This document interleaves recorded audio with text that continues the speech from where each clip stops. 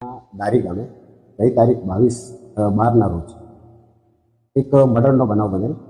આ જે મર્ડરનો બનાવ બનેલ એની હકીકત એવી છે કે મરણ જનાર હિનાબેન ઉર્ફે ચંપાબેન વિનોદભાઈ ધોળિયા તેઓના લગ્ન 2002માં તાંતીવેલા ગામે થયા હતા. લગ્ન બાદ તેમના પતિ સાથે એમને ઘર બેઠા શારીરિક માનસિક ત્રાસ જેવી ફરિયાદો રહેતી.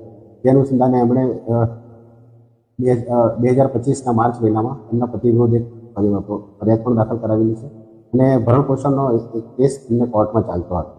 એ અનુસંધાને બેન છેલ્લા 6 માસથી વિસામણે પોતાના માવતરે હતા અને પોતાના માવતરે ત્યાં તેઓ સિલાઈ કામ કરી અને પોતાનું ગુજરાન ચલાવતા હતા.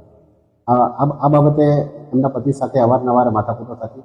તે અનુસંધાને એમના પતિ વિનોદભાઈ સોમાભાઈએ ગઈ 12 તારીખના રોજ તાંતીવેલા ગામથી તેઓ સીધા ડારી ગામે આવેલ અને એમના પતિ જે આ સિલાઈ કામ કરતા હતા એમને છરીના 8 થી 10 જેટલા ઘા મારી અને તેઓ સ્થળ પર પોતાની મોટરસાઇકલ તેમજ જે બનાવમાં એમણે છરીનો ઉપયોગ કર્યો તે મૂકીને ત્યાંથી નાસી ગયા.